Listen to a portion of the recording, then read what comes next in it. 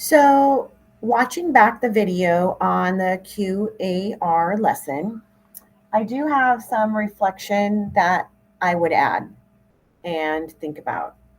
I think I would introduce this poster first before introducing the QAR strategy. I think it might be a better point of having the kids relate to their own thinking and stimulate some of these thinking stems like I'm thinking, I'm wondering. And they might be able to relate better to when they're answering the QAR strategy of in my head.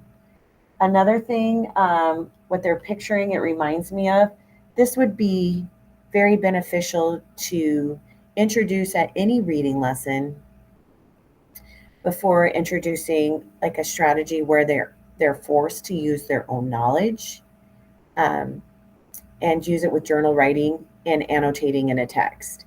So maybe before introducing the QRA in this specific uh, passage, Albert Einstein asks a question, I would have them read through the text first and maybe answer two of these in the margin of annotation and write kind of what they're thinking. That was the first thing I thought after I presented the poster at the end. Also, I think I would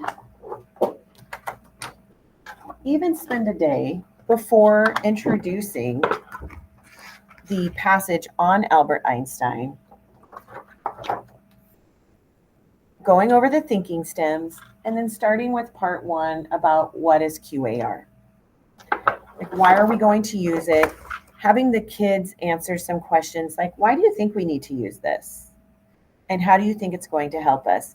And really involve them in their learning and why. And give them a great objective like, why are we learning this? And why do we need to know the main idea? And why do we need to know details from the text? And those are a lot of our learning targets. And one of our learning targets that you would assess the kids at the end of the lesson would be, are they able to apply the QAR strategy to any given text? Not the one we went over, but a cold read that they have. And would they be able to identify the four types of questions? I also intended to make copies of these. I made these charts myself. I did take pictures and I would hand them out, especially to our ELL learners to have on their desk. But before doing that, I think I would meet with them in a small group before I would even introduce the lesson to them, maybe a couple days prior. So they were front loaded with the information before the whole group lesson. And I thought about that because I don't want to overwhelm our struggling readers and our ELL readers. Day by day is already hard enough for them. So I would want them to feel comfortable, like, hey, I already know what's going on here. I know this. And it might encourage them to feel more comfortable and to participate a little bit more. Once again, I would leave that up. Another thing on the lesson is it's important that the teacher walks around the room because it can get confusing if you go too fast.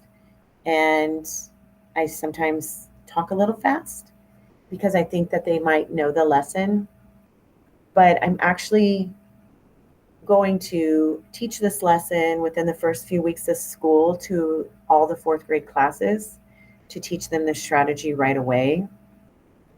And after watching the video of how I would present it, I would be interested to see the students' reflection on how they think that the lesson went. But once again, I would break the lesson up in a couple of days to not overwhelm the students. It's kind of hard watching yourself or hearing yourself.